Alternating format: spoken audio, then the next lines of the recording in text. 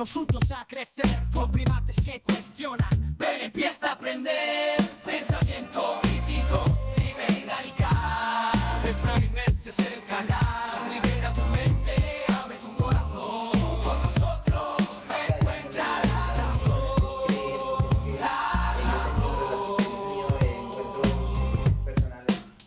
Con nosotros encuentra la razón. Entonces, Este va a ser el primer episodio o piloto de nuestro podcast The Primates. Yo soy Álvaro José Herrera. Y yo soy Nicolás Salas. y yo soy Álvaro Herrera. Exacto. Ahí Bueno, está. entonces la idea de este podcast, ¿cierto? Es como compartir diferentes puntos de vista, diferentes formas de opinión, ¿ya? Desde cada una de nuestras perspectivas y como que... Sobre todo enseñarle a mi tío. Sobre todo enseñarle a mi tío y tratar de confrontar las ideas, ¿cierto? Entre nosotros que somos familiares, tratando de acercarnos pues un poquito más a la verdad, a lo que conocemos hoy en día y hacer algo entretenido. Entonces, Exactamente. Porque hoy en día hay una escasez de cierta manera en el pensamiento crítico. Y es normal, somos humanos y entonces nos gusta pues seguir y aprender un poquito más de lo que nos gusta, de lo que nos llama la atención, de lo que creemos que es cierto. Precisamente este podcast de intención es que nosotros podamos hablar de lo que cada uno cree y veamos si es tan cierto como decimos que es. Bueno, pues como estaba hablando de eso, del pensamiento crítico, obviamente cada uno de nosotros aquí en el podcast tiene una perspectiva diferente acerca de muchos temas. Uno de los temas que más nos gusta discutir es de las creencias. ¿Qué debería ser válido como una creencia? ¿Qué no debería ser válido como una creencia específicamente? Y pues no sé qué piensan ustedes. Claro, yo creo que una de las, o sea, de los objetivos que queremos con este proyecto es como combatir un poquito la polarización, ¿ya? Porque hablábamos antes de que uno de los problemas que estamos evidenciando hoy en día es que como tenemos acceso a tanta información, literalmente con el internet, ahorita con las inteligencias artificiales incluso aún más fácil, tenemos acceso prácticamente a toda la información que la humanidad ha recopilado a lo largo de su historia. Entonces, a la hora de navegar en este mar de información y de conocimientos y de diferentes propuestas, pues nosotros como humanos solo tenemos una vida, ¿va? Entonces, es fácil que las personas no inviertan energía suficiente en contrastar sus ideas, en contrastar sus opiniones y pues llevados por este tan común sesgo de confirmación en todos los humanos, nos polaricemos, creamos que tenemos la última palabra frente a las diferentes opiniones, no queramos debatir contra personas que piensan diferente. Y cuando más problemas ha ocurrido a lo largo de la historia de la civilización, aparece más conflicto, más violencia, más desacuerdos, es cuando nos cerramos precisamente al diálogo, a debatir, a contrastar las ideas, lo que se piensa.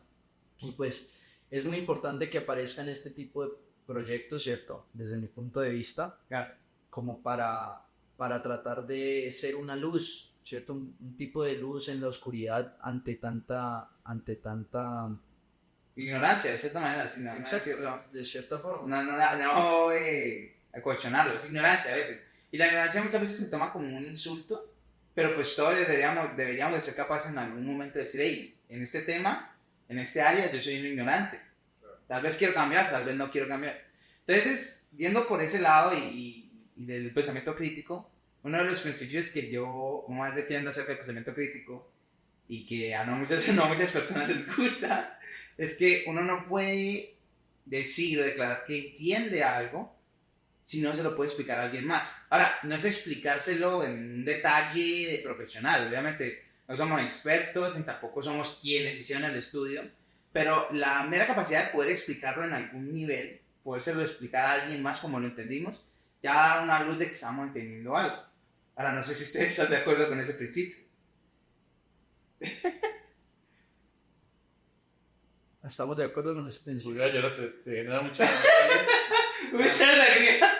Un poquito de alegría de iniciado por fin. por fin, no se lo diferencia. Entonces, si podemos explicar algo, ¿lo entendemos o no? No necesariamente. No necesariamente. No necesariamente. Si uno no tiene la capacidad de explicar algo, no quiere decir que uno no lo entienda para sí mismo. Hay cosas que tal, eso puede ser una buena premisa, o sea, explíquele a alguien para que sus conocimientos se afiancen, usted los recuerde, los grabe en la mente para siempre, pero si yo no le puedo explicar a alguien algo, porque no tengo la capacidad de explicarlo, no necesariamente de que yo no lo entendí. Yo lo entendí para mí, en mi idioma, en mi forma de entender las cosas. ¿Cuál sería entonces, y no sé Nicolás, qué piensas al respecto, pero cuál sería entonces un criterio por el que nos podríamos basar? Decir, ok, esta persona sabe lo que está hablando, esta persona entiende lo que está diciendo. ¿Cuál podría ser para vos, si no la capacidad de explicarlo, cuál podría ser para vos un criterio por el que nos podamos guiar? De, él sabe lo que está hablando.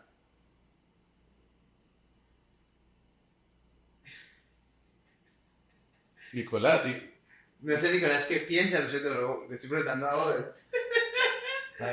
usted dijo, Nicolás, ¿qué piensa? Entonces, ¿qué significa eso? Bueno, Nico, ¿qué piensas? A ver, no, pues, sí es importante, o sea, tratar de buscar como... ¿Qué está? Si no, ¿cuál sería entonces un criterio por el que nos podríamos guiar para saber si alguien sabe lo que está hablando o no, si lo entiende? Bueno, pues, a ver, claro, todos necesitamos de expertos en diferentes áreas, ¿cierto? Porque a una sola persona, como lo decía, le cuesta mucho, por ejemplo, saber absolutamente todo de psicología, absolutamente todo de ciencia, absolutamente todo de historia, ¿cierto? Entonces hay muchísima información y es importante que las personas tengan como una forma, ¿ya? Aunque los criterios, como tú lo dices, para saber de que lo que se le está hablando es real, ¿cierto? Porque hoy en día muchos tenemos acceso a la retórica, a la palabra, a muchísima de esa misma información de la que estamos hablando. Entonces es muy fácil hacer pasarse por que entienden en profundidad las cosas y convencer. Como a ver, desde mi punto de vista, el nivel de conciencia es tan diferente, ¿cierto? A lo largo de los seres humanos, o sea, vemos un espectro muy amplio, ¿ya? Personas que son los científicos más top, super investigadores que constantemente están trabajando con ideas que van más allá de nuestra comprensión mortal, por decirlo así. Pero también vemos en el otro punto del espectro humanos todavía que están luchando por sobrevivir constantemente, por simplemente acceder a un plato de comida, a un lugar donde bañarse, a un lugar donde dormir, que no tienen el tiempo ni la comodidad, para sentarse a preguntarse las cosas, o para sentarse a aproximarse a la realidad desde un punto de vista más filosófico, por decirlo así. Y eso va mucho en relación con la historia. Si vemos si hacemos un paréntesis, ¿cierto? Y observamos pues a los grandes pensadores y todo el cuento, vemos que una de las cosas que más se cumple es que estas personas tenían precisamente sus necesidades básicas satisfechas, o tenían suficiente tiempo libre, por decirlo así, para sentarse a pensar, para aproximar la realidad de otra manera, ¿ya? Entonces, hoy en día, gracias a los beneficios de la sociedad moderna, aunque estemos todavía constantemente trabajando cómo mejorar la calidad de vida de todas las personas, pero en términos históricos sí se ve cierta mejoría, ¿cierto? Ya no hay tantas guerras, la tasa base, por decirlo así, tiene acceso a las cosas básicas para sobrevivir. Entonces es mucho más común que la gente pueda sentarse a pensar y todo el cuento. ¿Ya? De cierta manera, decir es que por la curiosidad, la capacidad de aprender es un privilegio, es algo que tiene como requerimiento cumplir con las necesidades básicas, ¿no? Claro. Nosotros nos habíamos visto un podcast que yo sé que Ivo se lo dijo, de Jordi Wild, de Wild Project, y nos invitaron a un paranoico, a un conspiranoico, no paranoico. Yo me acuerdo, creo que se llama Tartaria, o sea, algo así. Y yo creo que es una muestra como muy vívida de cómo el sesgo de confirmación y la falta de pensamiento crítico te puede llevar a un punto de, ok, cualquier información que resuene con lo que resuene o resone, razone. Que razonen. Cualquier información que parezca con lo que yo ya creo es válida, cualquier información que no se parezca a lo que yo ya creo es inválida. Y si nos guiamos por esa regla, ¿qué tan lejos podemos llegar? ¿O qué tanto esfuerzo vamos a tener que dar para poder llegar a la verdad, si es que existe alguna verdad? Entonces, volviendo a lo de, para poder decir, él sabe lo que está hablando, ¿hay algún tipo de criterio? ¿Podemos seguir algún tipo de criterio? A ver, yo pienso es que, así como los científicos y los religiosos, que siempre hemos hecho esa diferenciación, ¿no? Ser religioso, ser científico, que la ciencia, el estudio de la ciencia está por encima de cualquier fe, cualquier religión, cualquier creencia, están separados. Asimismo, puede uno separar lo que podría ser la persona a seguir dentro de la ciencia, la persona a seguir dentro de la religión. ¿Yo por qué sigo un científico? Sí. Porque me genera confianza.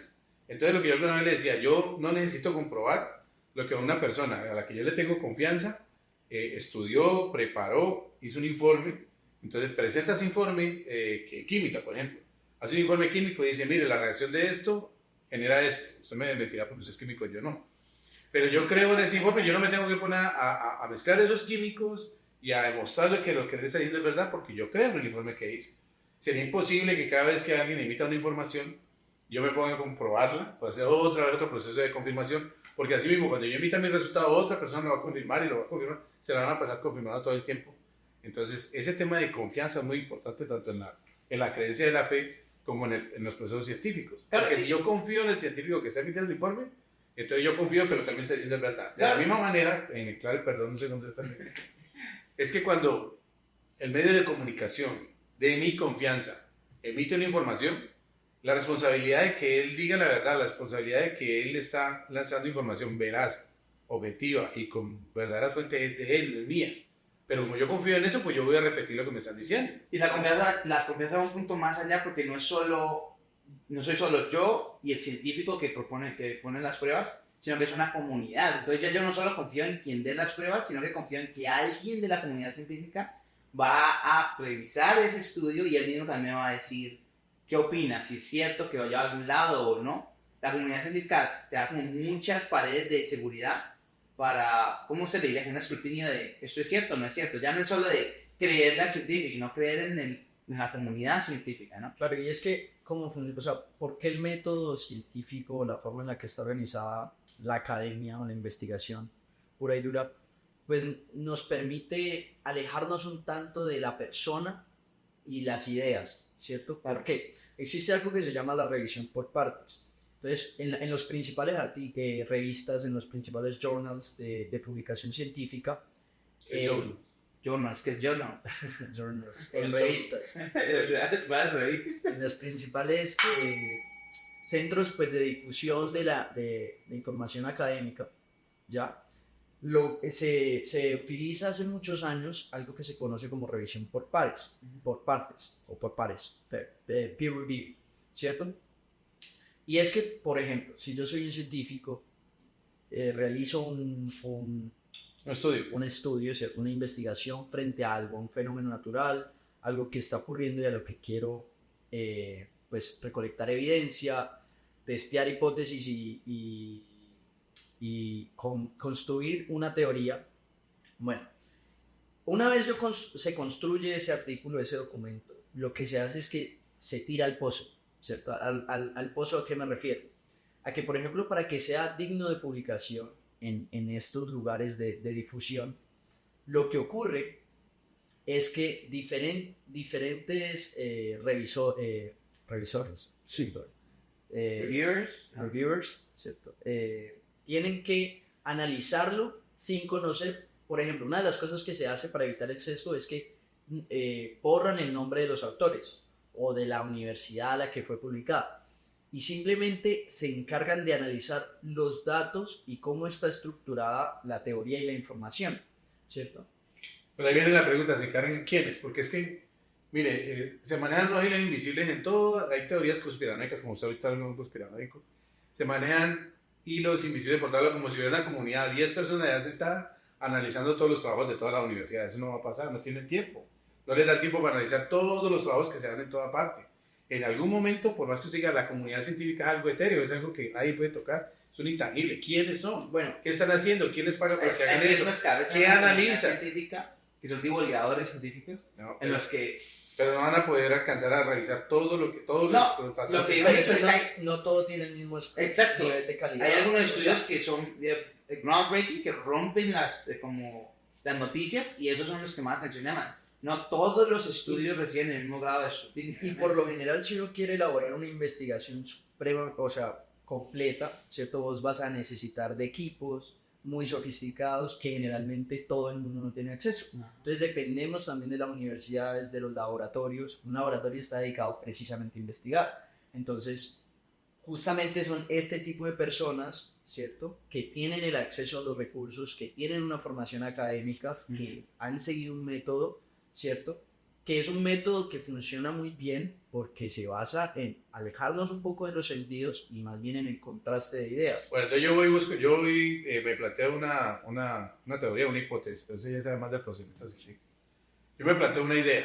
Yo creo que voy a investigar sobre la cantidad de radiación que emiten las estrellas rojas, ¿sí? Que llegan aquí a la Tierra. Entonces empiezo a investigar, a buscar información y a buscar equipos y de todo, ¿sí? Digamos, me financia una universidad para hacer esa investigación. ¿A quién le entrego yo los resultados de esa investigación? Ese es el punto. Ese es el punto de la pregunta. Entonces, por ejemplo, Science es una revista muy famosa. Science tiene un conjunto de editores, de revisores, que a la hora de publicar el artículo tienen que verificar, ¿cierto?, que esos editores muestren que los datos que se están registrando en el artículo, en la investigación, concuerdan con los experimentos. Entonces, por decir, la ciencia no funciona si no es replicable. O sea, si la investigación o lo que yo haya descubierto, poner la radiación de las estrellas, yo la tuve que haber medido con ciertos sensores, con detectores, con telescopios, con sensores capaces de medir la radiación. Resulta que uno tiene que elaborar una metodología, ¿cierto?, de cómo utilizó paso por paso, qué mediciones está registrando, qué leyes se están evidenciando, en base a qué se está haciendo. Si la información es correcta, como la ciencia se basa en el contraste, entonces los editores, ¿qué van a hacer?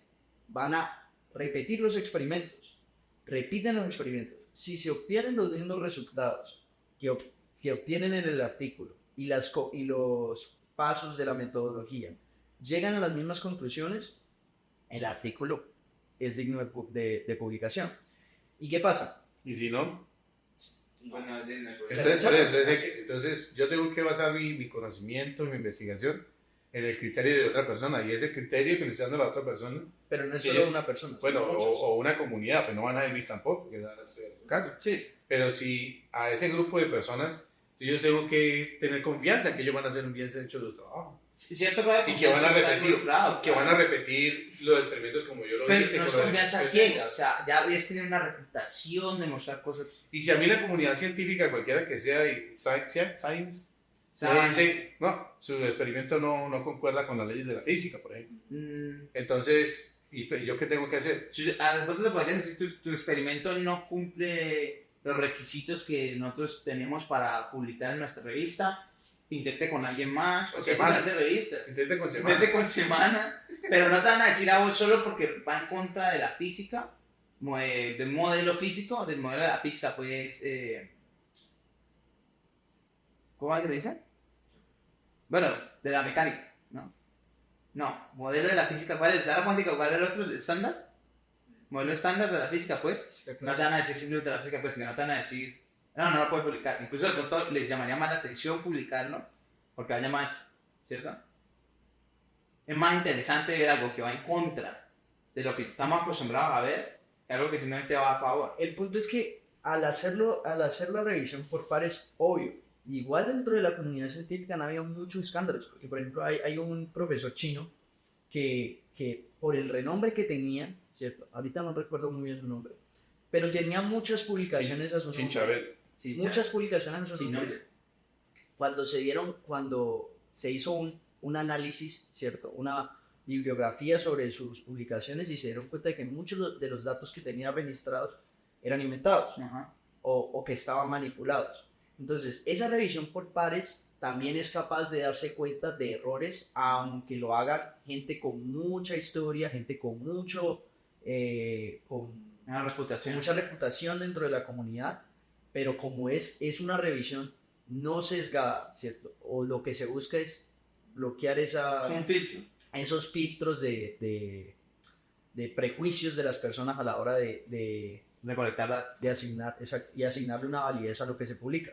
Entonces, obviamente, si tu investigación no es replicable en diferentes laboratorios, si no se obtienen las mismas conclusiones, pues ahí tenés un problema, porque entonces algo está sucediendo para que solo a vos te dé el resultado que querés. Entonces, puede haber mucho más...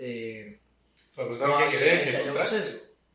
Claro, pero tenés que seguir porque si no, o sea, se vuelve todo como fantasioso. Es como decir, yo me encontré un gnomo mágico salvaje en el bosque, pero nadie más lo ve. Vive solo en tu cabeza. ¿Sí me entendés? Puede ser que tú lo hayas visto, pero ¿cómo compruebas que ese gnomo está ahí?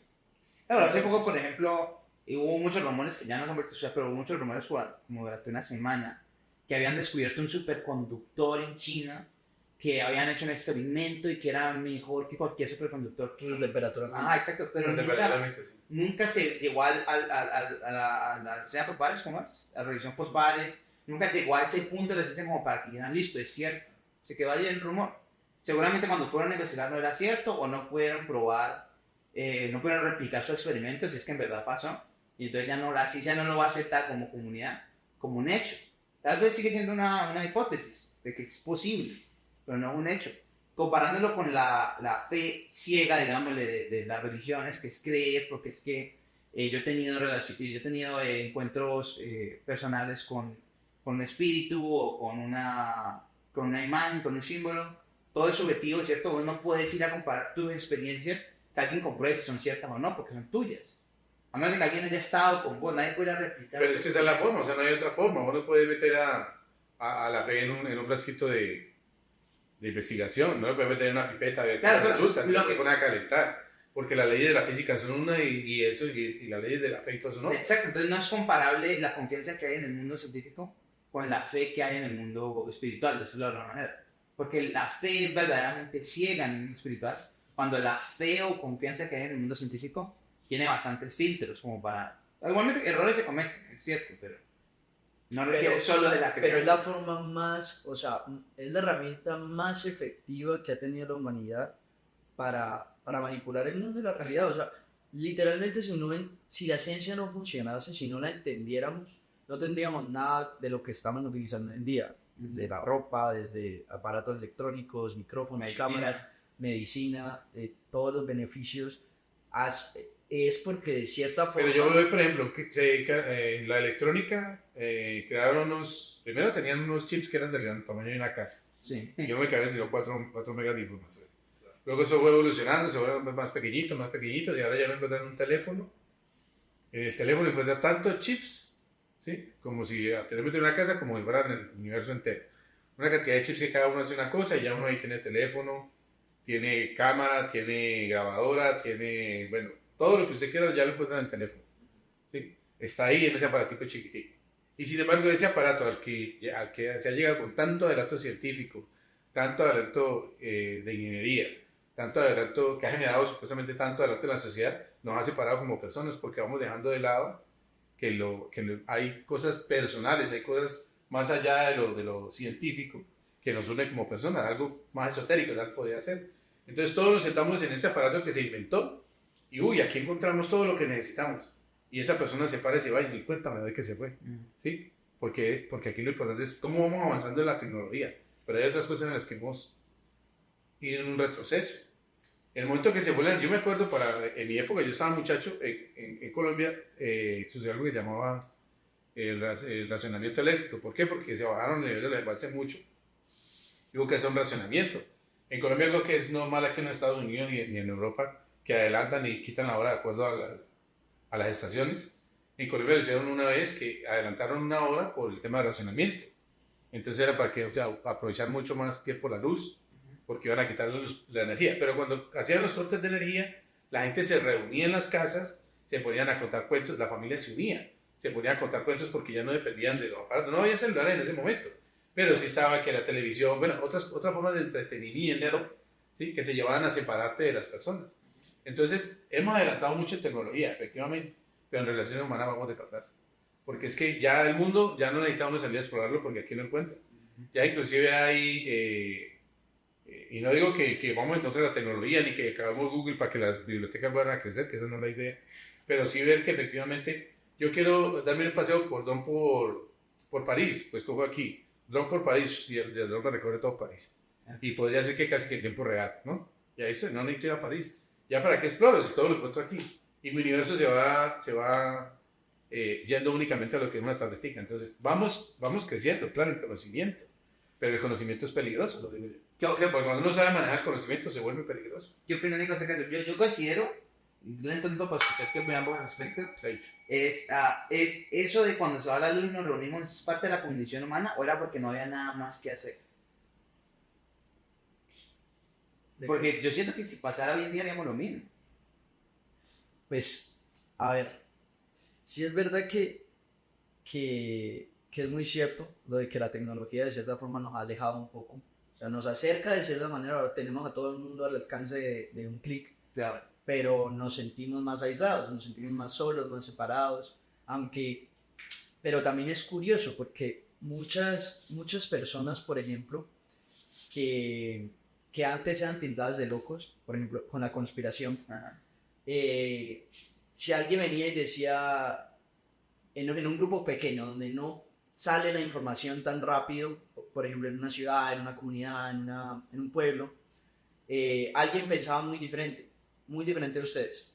Entonces, era marcado, era señalado, era minimizado, pero ahora gracias al Internet, como que nos hace el mundo tan grande que estas personas pueden encontrar paralelos similares, ¿cierto? Gente que piensa como ellos y pueden encontrarse incluidos también. Entonces, sí, por un lado nos separa porque nos polariza, porque nos es más fácil encontrar gente que piensa como nosotros en ese mundo virtual, Claro. pero en el mundo real, en el que tenemos, mucha más cercanía, pues vemos que está más distribuido, entonces es más difícil. Normalmente se va a pensar como la norma, ¿ya? Como la identidad del grupo mismo.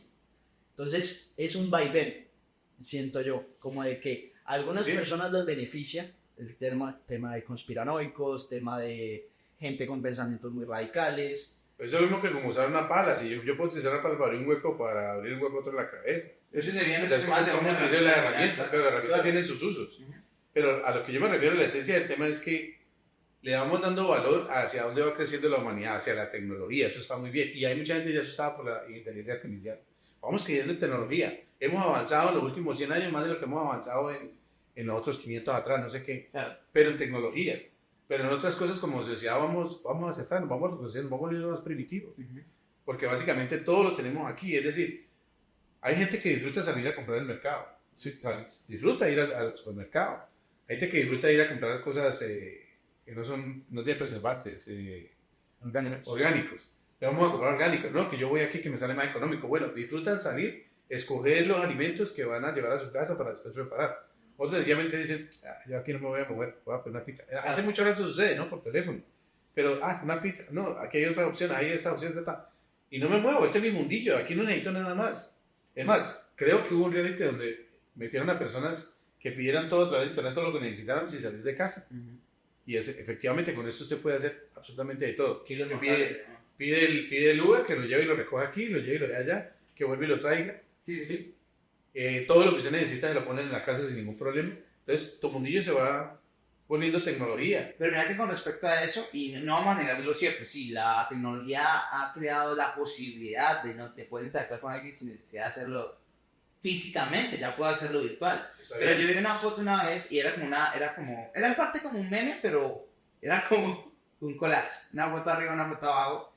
Arriba, en el siglo XXI, las personas con teléfono, en el bus, en el metro, no se hablaban entre ellos, todo en su teléfono. y luego ya en el siglo XX, en 1960, 1970, no había teléfono, nada. Las personas estaban metidas en libros y en periódicos.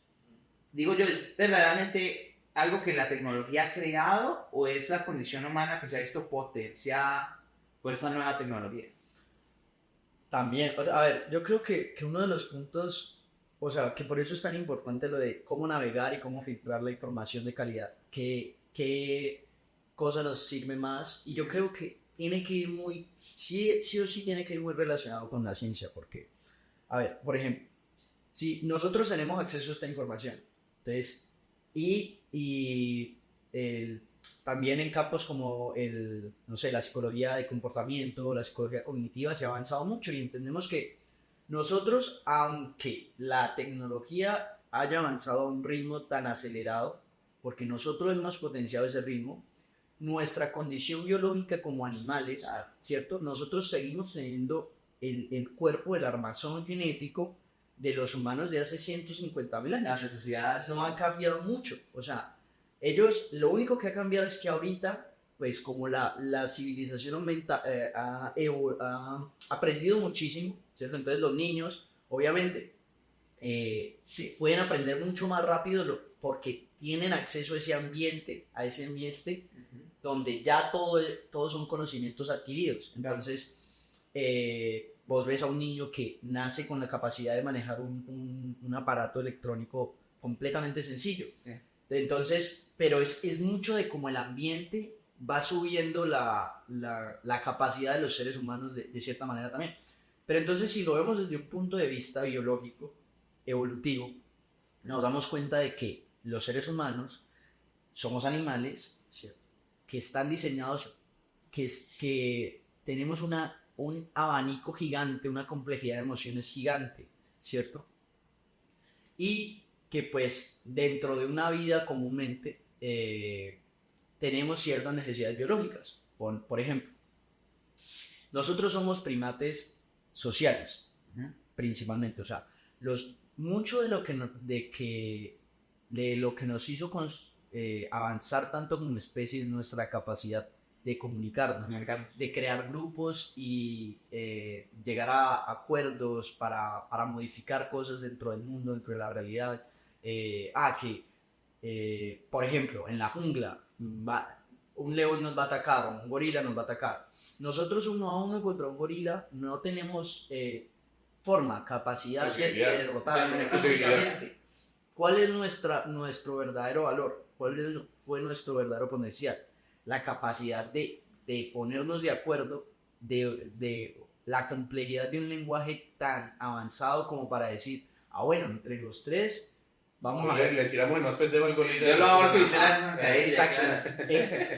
Nos podemos inventar 1.000.000 de estrategias gracias a nuestra imaginación de cómo podemos vencer al gorila que nos quiere atacar. Entonces, de esa misma forma, este fenómeno emergente de la capacidad de los humanos de hablar, un ser humano con algo tan sencillo como el día de hoy hacer un lápiz, pónganle cuidado. Sí. Elaborar un lápiz requiere que cientos de miles de humanos se pongan de acuerdo para talar la madera, sacar el grafito, las máquinas, la distribución, las etiquetas, el borrador. Entonces, mucho de la capacidad de nosotros viene de el uno y el otro, ¿cierto? Viene del otro. O sea, es hasta curioso y es un dilema filosófico bien fuerte. ¿Qué tanto el otro te construye, ¿cierto? Porque mucho está destinado al egoísmo, al yo puedo solo. Inclusive desde el nacimiento. No se puede crear un ser humano sino desde la unión de dos personas, ¿cierto? Entonces, yo creo que, claro, cuando la tecnología empieza a alejarnos, también aparecen problemas y el cuerpo los manifiesta. Entonces, uno de los síntomas más emparentados con la depresión, por ejemplo, es cuando las personas se sienten aisladas, sienten que no pertenecen a ningún lado, que no se pueden identificar con ninguna persona, ¿cierto? No se sienten aceptadas dentro de un grupo. Entonces, mucho de estas de los problemas asociados con la tecnología y con la separación, muestra manifestaciones fisiológicas en el cuerpo porque estamos yendo en contra de nuestra naturaleza biológica, por decirlo así. Entonces, pues tenemos estas herramientas también a sacar lo bueno, cómo filtrar la información. Entonces, sabemos que nos hace daño. Entonces, ¿cómo podemos empezar a Pero regular? mire que hay el tema de filtrar la información con los algoritmos. Ya la información que se filtra es un filtro hecho para mí. Entonces yo empiezo a buscar información y el filtro me lleva a tal vez no filtrarme la verdad, sino la verdad que yo quiero ver, porque eso es lo que le interesa al algoritmo, que usted siga viendo lo que le interesa ver, Claro. no lo que tiene que ver, o la verdad real. Bueno, pero es que ahí ya tenemos que entrar a criticar otra cosa muy, a la que yo le doy muy duro siempre, y es Es la confirmación. al capitalismo. Bueno. También. A las la dos. confirmación y al capitalismo. ¿Capitalismo? Porque ¿Comunista? si el problema es que por mucho tiempo, Nos cancelaron el podcast. bueno, yo tengo tendencias comunistas, la Oye, verdad. ¡Ey! No, Es broma, es broma. No, Soy un poco más comunista. Es broma, es broma, es broma. Pero por el hecho de eso mismo, de que siento de que los seres humanos no somos ninguno, no somos nada sin el otro, no somos nada sin los demás, no somos uno solo, no es nadie. ¿Quién quisiera vivir en un mundo donde solo estuviera él? Yo necesitaba al otro, así sea para... así Sepa que sea. nadie me llegue a la contraria. Claro, es mucho más, vuelve mucho más rica tu experiencia a lo largo de la vida, me hago entender. Claro. Entonces, y muchos de los problemas que viene arrastrando la sociedad moderna, que estamos viendo los efectos ahorita con la aparición de tantas enfermedades nuevas, de tantos problemas psicológicos. Exactamente, que ahora la mayoría de los problemas son psicológicos. En el mundo. En el primer mundo, exacto. Entonces, y va relacionado con esta manía, ¿cierto? De ver el dinero como un fin en sí mismo. O sea, Yo como una herramienta. no como una herramienta, exacto, como de... No como el medio, sino el propósito. Precisamente eso es lo que hablábamos, Sí. que día yo te decía de que cuál es el límite de la pobreza, o sea, ¿dónde empieza la pobreza? ¿Dónde empieza la pobreza? Porque yo digo, si yo tuviera $1 millón, cuando tenga $1 millón, yo tuviera 10. Cuando uno no tiene trabajo, dice, ay, cuando tenga trabajo, cuando tiene trabajo, dice, pero yo por qué gano tan poquito. Cuando gano un poquito más, uy, pero hay gente que gana, yo quisiera un trabajo de lunes a viernes, yo no quisiera apenas part-time, o sea, la mitad de tiempo, 4 horas al día, Sí. y que me pagaran el doble. ¿Dónde empieza la pobreza? La pobreza es tener un televisor, tener 2, tener 3, ¿dónde empieza el límite de pobreza? No tener absolutamente Y nada, es que es así. tener para comer 3 veces al día, ¿dónde empieza la pobreza? Yo siento que da hasta un poco de vergüenza el nivel de extravagancia en el que vive el mundo. O sea, vemos a los famosos, a las personas que el mismo pueblo o la misma comunidad de personas, ¿sí? Sí, les la ha sociedad. permitido ese poder adquisitivo, ¿ya? A través del dinero, de cómo funcionan los medios, ¿cierto? Cómo está organizada la economía. Está bien mal. Yo veo a personas, por ejemplo, las Kardashians, por poner un ejemplo, que cambian de traje, vestidos de $1 millón, de $300,000, de $400,000, cuando hay personas que comer cuestan... Eso alimentaría a una persona plato por de 3 comida. años. Exacto, o sea, ¿a qué punto tan denigrante y tan bajo ha llegado la sociedad como para que valga más simplemente ¿cierto? Tu extravagancia, y no es que no haya existido antes, ¿cierto? Pero todos sabemos en el fondo que no es el camino, que por ahí no es. Claro, o sea, eso potenciado a través del capitalismo agresivo que hay en el mercado. Claro, es que todo lo salvaje, todo lo extremo es un problema, ¿no? Comunismo, yo no soy para nada de acuerdo con el comunismo, para nada. O sea, la gente necesita equidad. Y cuando hay equidad, igualdad de oportunidades, entonces uno ya puede empezar a medir si la persona tiene la capacidad o tiene, digamos que el privilegio, Claro. o tiene el derecho pues, de adquirir algo, de tener algo. Pero el tema es lo que dijiste ahorita. El tema peligroso es cuando el dinero se convierte en un fin y no en una herramienta para tus propósitos. Yo quiero hacer un podcast con mi sobrino, con mi hijo, vamos a hacer un podcast. ¿Qué necesitamos? Necesitamos una cámara, pues hay que comprarla. Claro. Sí, yo tengo que trabajar para comprarme la cámara, o me la robo, pues no sé, pero tengo que conseguirla de alguna manera. Entonces ya tengo la cámara, y ¿a dónde va el nivel de por eso? Ya tenés la cámara, hacer tu podcast, o tu teléfono, hacer podcast. Ya logré lo que quería, tuve un elemento para hacer lo que quería. No, tengo que comprar esa cámara que vale $1.000.000 porque es que yo no puedo estar por debajo de Nicolás que tiene una X de $800.000. Claro. Entonces, puede que sea mucho mejor, pero ¿es verdaderamente el fin? ¿O el fin es demostrar que sí tengo? Alguna vez alguien me preguntó por qué una persona se compra un carro de 2 plazas, es decir, de 2 asientos. ¿Sí? Porque una persona con mucho dinero se compra un carro de 2 asientos. Y si tiene mucho dinero, ¿por qué no lo compra de 20 y monta a toda la familia? Porque es que el carro de 2 asientos está hecho para que usted le demuestre a la gente que solo usted se puede comprar ese carro. Es decir, el carro de 2 asientos es muy caro. Entonces, el que tenga un carro de 2 plazas, de 2 asientos, es una persona que se lo puede comprar. Entonces, yo le puedo demostrar a usted que yo me lo puedo comprar. Es totalmente infuncional. Alguien que lo Solamente- necesite, no lo necesito para transportar absolutamente nada más que mi ego. No me sirve para nada más. Diego y yo. Mi ego y yo, ¿sí? Me sirve únicamente para eso, pero le estoy diciendo al mundo, mire, yo me puedo comprar este carro así sea incómodo, no me sirva para nada. Bueno, para nada, para transportarme sí, pero no tiene una funcionalidad además de llevarme a mí y a mi ego y decir a la gente, mire el carro que tengo. Claro. O sea, no hay otra utilidad para eso. Sí.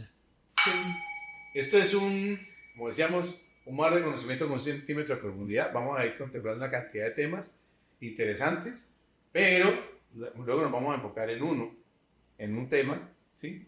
Puede ser un tema de actualidad o algo para que la gente también se vaya compenetrando con lo que nosotros queremos, que es poder poner puntos de vista sobre realidades, sobre situaciones que cada quien, por su formación, por la vida, por su experiencia, pues ha adquirido una forma de ver la vida diferente. Bueno, ahorita que estamos hablando, por ejemplo, del comunismo, Perfecto. ¿No van a cancelar el podcast?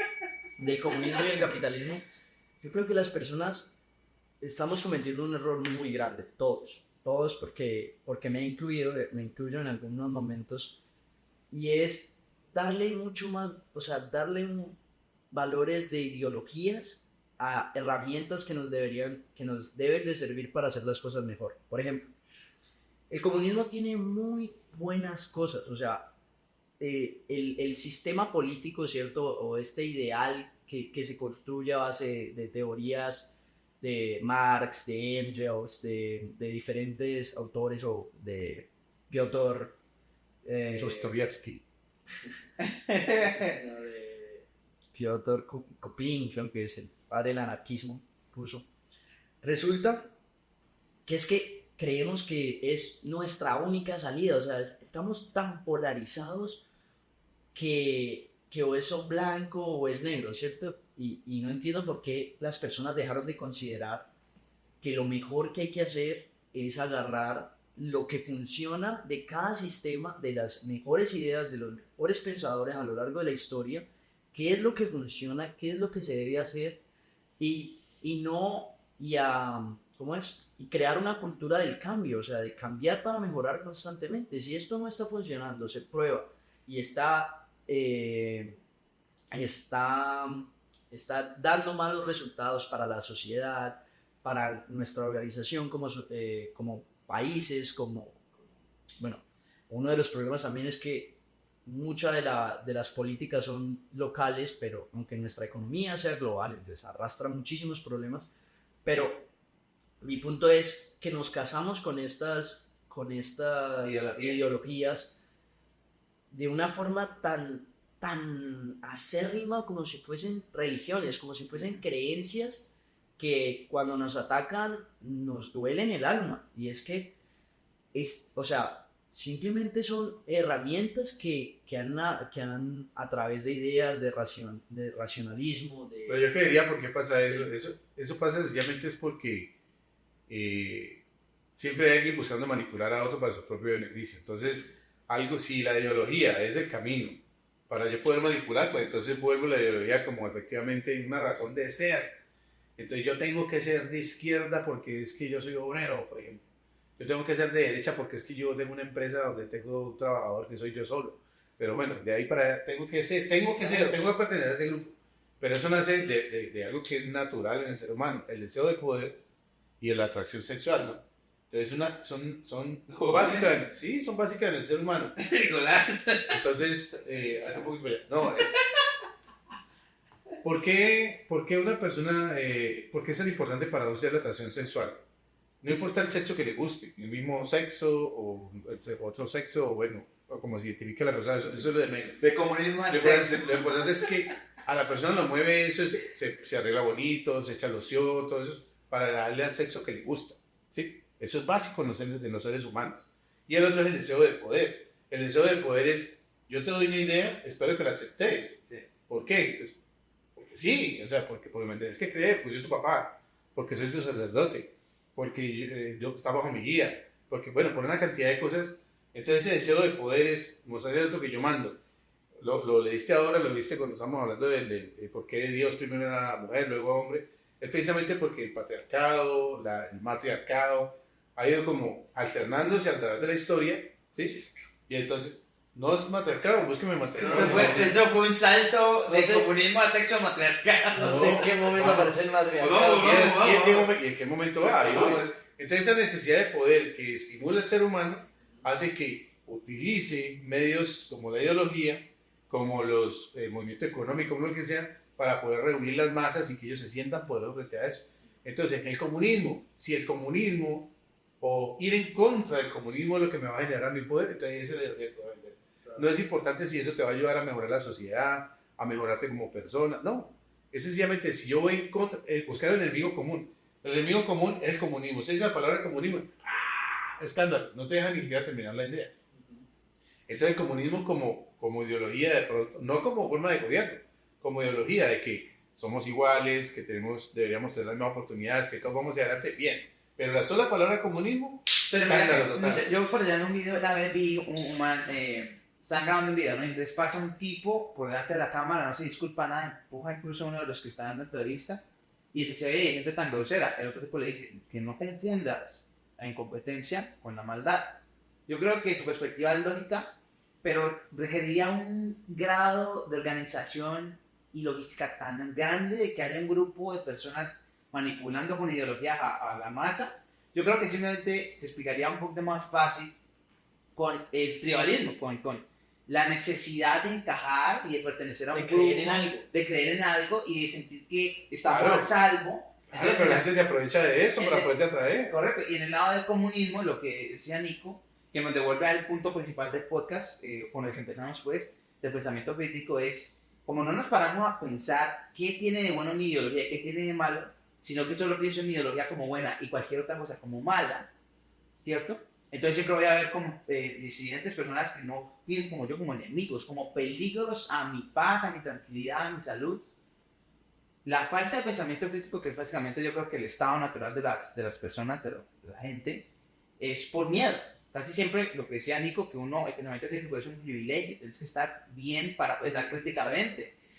En el comunismo, y la razón por la que muchas personas rechazan el comunismo es por lo que estaban haciendo ustedes, por una propaganda fuertísima que se le hizo en la época de la Guerra Fría, de que el comunismo empobrecía, mataba, ¿cierto? Mataba a la gente. Porque también va muy en contra de los valores tradicionales. O sea, No, por ejemplo, si vamos a los orígenes de la libertad. izquierda, ¿cómo se eliminó la izquierda? Justamente a Francia, la Revolución Francesa, Voltaire, Montesquieu, todos estos pensadores, justamente lo principal, ¿cierto?, del de la izquierda era que era racionalista, ¿no? Que iba acorde con los avances científicos del momento, ¿cierto?, con la lógica de ir en contra de los valores tradicionales. Entonces, por decir, o sea, un cerebro más conservador. Hoy en día se han mostrado muchos estudios, ¿cierto?, de análisis de cableado cerebral, de cómo está organizado nuestro cerebro dependiendo de las formas que pensamos. Y hay diferencias marcadas, ¿cierto?, en la fisiología entre las personas más de derecha, entre una persona conservadora y una persona izquierda, y las personas de izquierda.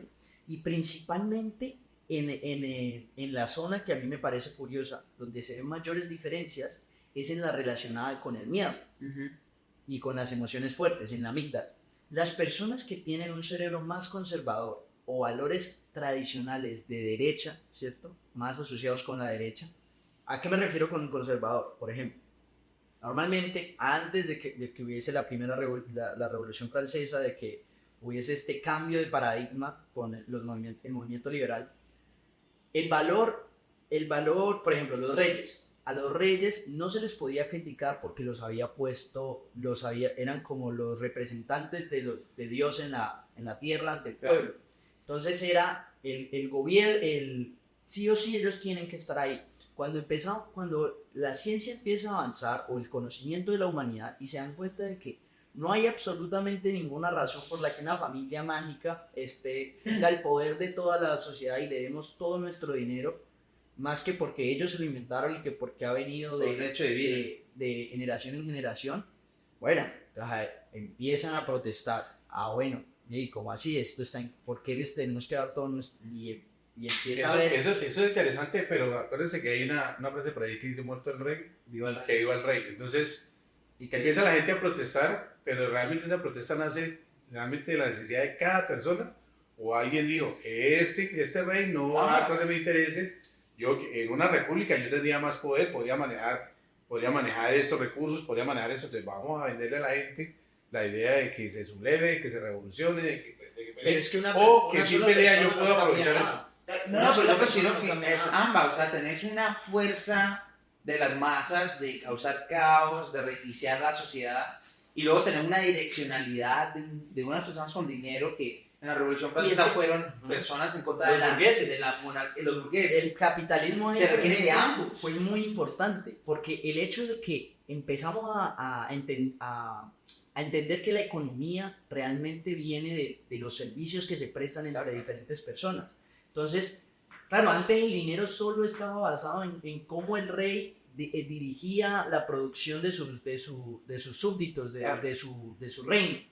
Pero cuando los burgueses se dan cuenta, se empiezan a aparecer estos diferentes mercaderes que empiezan a traficar bienes y servicios, ¿cierto? Transportar bienes y servicios en diferentes comunidades, pues empiezan a agarrar el poder del capital. Entonces ya un burgués con sus tierras, con sus recursos, entonces, ¿por qué le tengo que estar dando plata al rey?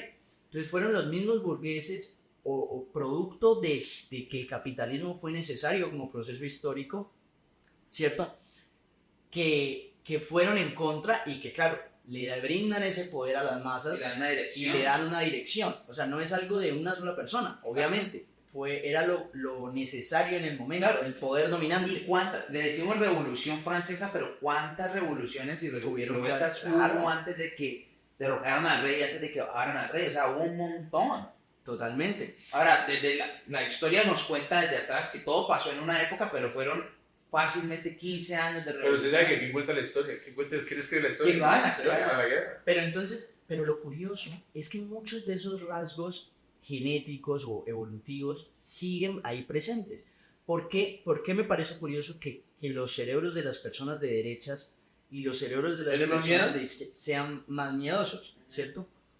¿Por qué? Porque justamente va correlacionado con que para ser de izquierdas tenés que estar, sos mucho más abierto al cambio, a entender que no tenés todas las respuestas ni te las brinda la cultura dominante o los valores tradicionales dominantes. Claro. Entonces, en su momento con los reyes, habían personas que realmente y fielmente creían que al rey lo puso Dios y tenemos que venerar al rey porque es el rey y es lo que le han enseñado toda su vida. Claro. Que vengan unos manes que ahora ganaron poder y te digan, no, pero es que el rey no tiene por qué estar aquí, no nos tiene por qué estar tomando. ¿Cómo así? No. Así siempre ha sido. El rey. Claro, entonces el mundo que creía que había entendido, el mundo que me habían enseñado toda la vida, ahora me están diciendo que es completamente diferente. Entonces, ese miedo a la incertidumbre, al desconocimiento del cambio tan constante en la historia de la humanidad, ¿cierto? Va relacionado con las emociones, con el miedo, porque da susto lo desconocido, lo que no se sabe, lo que no conoces, la oscuridad, lo que no entiendes, por lo general siempre podía traer peligros. Claro. La oscuridad, por ejemplo. Entonces, es muy curioso. Y hay un análisis, por ejemplo, de un libro muy bueno que se llama The Unconscious Mind, o La mente inconsciente, de un psicólogo americano que se llama John Bart, donde en uno de sus experimentos analizan cómo, por ejemplo, o sea, la correlación entre las enfermedades fisiológicas, cómo es el estado de tu cuerpo, ¿cierto? Y tu posición frente a temas como la migración. Por ejemplo, a ver, para ver si puedo elaborar mejor la idea.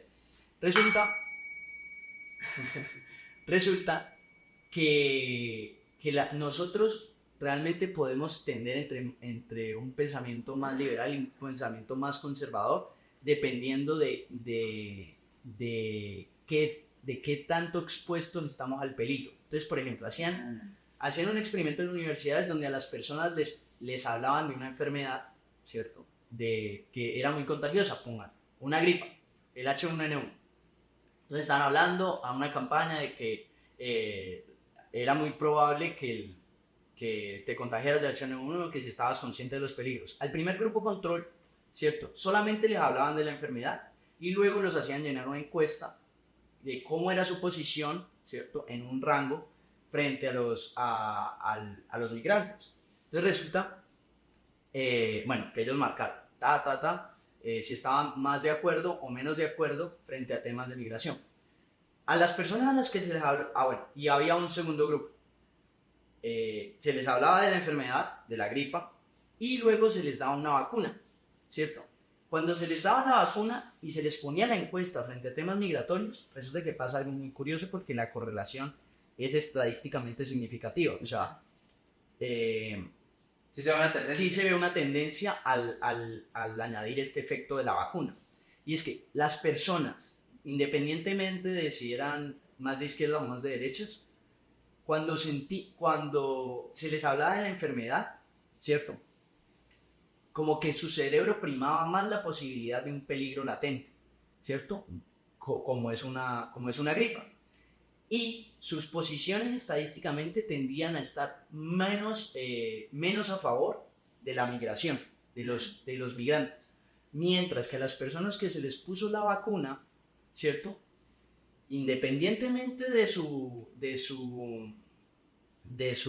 filiación. De su ideología, de su afiliación, tendían a estar mucho más a favor o más de acuerdo en aceptar migrantes. Entonces, el análisis que hace el profesor, ¿cierto? Es que, claro, es similar, hay una analogía entre lo que representa un migrante en tu país y lo que es un patógeno entrando en tu cuerpo. Entonces, si vos estás seguro, ¿cierto? Si vos te sentís en un estado seguro, a salvo, sos una persona mucho más abierta, porque no tenés miedo a que algo te haga daño. Entonces, no hay problema en que entren personas nuevas, ¿cierto? Como que están mucho más dispuestos a la novedad, a lo nuevo. Que era lo que pasaba con las personas que tenían la vacuna. Ya ya tenían ese refuerzo positivo de que estaban protegidos contra la enfermedad e inconscientemente su cerebro genera una posición mucho más abierta a los temas migratorios. Mientras que las personas que se les recordó el peligro latente, pero no tuvieron una vacuna, su cerebro seguía primado frente a que podían experimentar un peligro y hacen el símil de que, claro, si tengo peligro, si tengo miedo, está algo entrando en mi cuerpo, no lo quiero. Entonces se correlacionaba con su posición frente a temas migratorios. Entonces es curioso porque representa que muchas de las personas con ideologías más tradicionales o más como más estrictas frente al cambio, ¿cierto? Puede estar muy llevado a esa prevalencia de un miedo que puede ser inclusive inconsciente. Claro. ¿Ya? Miedo al cambio, miedo a que cuando cambiemos algo salga mal, miedo a lo desconocido, en verdad. Entonces, Es muy interesante. Bueno, tenemos una charla muy interesante acerca del pensamiento crítico, de las ideologías, el comunismo, el sexo. También tengo una buena charla acerca del sexo. Queremos dejar claro que no somos comunistas, yo sí. pero nos encanta hablar de comunismo. ¿Nicolás sí es comunista? Poquito. Esto es, para darle un cierre, este es el primer capítulo del podcast. Una charla interesante, nos vamos a ir soltando un poquito más con los videos. Agradecerme a mí mismo por estar aquí, agradecerle a Nico, agradecerle a Álvaro por estar en el podcast y Nos veremos. Yo soy el de la campanita. Nos vemos nuevamente en un segundo capítulo, digámoslo así. Exacto. Bueno, muchas gracias. Gracias. Empezar siempre el pensamiento crítico, esa es la idea. Preguntarse siempre por qué de las cosas pero defender sus ideas. Si ustedes tienen una idea, defiéndanla. Arguméntela y defiéndala, porque esa es la idea. Sin pelear con el otro, sin tratarlo mal, simplemente aprendiendo a escuchar y a defender lo que se cree. Totalmente. Pero Bueno, a estar dispuesto siempre a cambiar de opinión. siempre, Siempre. siempre. Siempre. Sin falta. Siempre. Siempre. The Primates. A Michel Foucault le preguntaron una vez en una entrevista, después de mucho tiempo, Te 3 minutos, dice. le preguntan que por qué lo que decía ahorita no tenía nada que ver con lo que decía hace 3 años. Y es que uno constantemente se tiene que estar reinventando, estar reaprendiendo. Muchos conocimientos que yo ahorita tengo, probablemente en el futuro me dé cuenta de que estaba completamente equivocado. Y pues como tenemos que dejar el ego a un lado, si llegan el argumento lógico correcto o la prueba y la evidencia de que estoy equivocado, ¿por qué tengo que casarme en seguir persiguiendo una verdad que no es la correcta o de que me han probado que no estoy en lo correcto? Cuando es mucho más humano y más humilde simplemente asumir que no tengo la razón y modificar. No nos casemos con las ideas, divorciémonos de las O ideas. sea, Dios Que existe. iba al divorcio, que iba al comunismo. Y seguiremos hablando de esas cosas en Dios un segundo existe. capítulo. Dios existe. Hasta luego. Dios quiera y siempre. Vamos juntos a crecer con primates que cuestionan. Ven, empieza a aprender. Pensamiento crítico, libre y radical. The Primates es el canal. Libera tu mente, abre tu corazón. Con nosotros encuentra la razón. La razón. Con nosotros encuentra la razón. No hay barreras, no hay temor. Exploramos con rigor, con ideas y debates. Nuestro mundo es mejor. Ven, empieza a aprender. Pensamiento crítico, libre y radical. The Primates es el canal.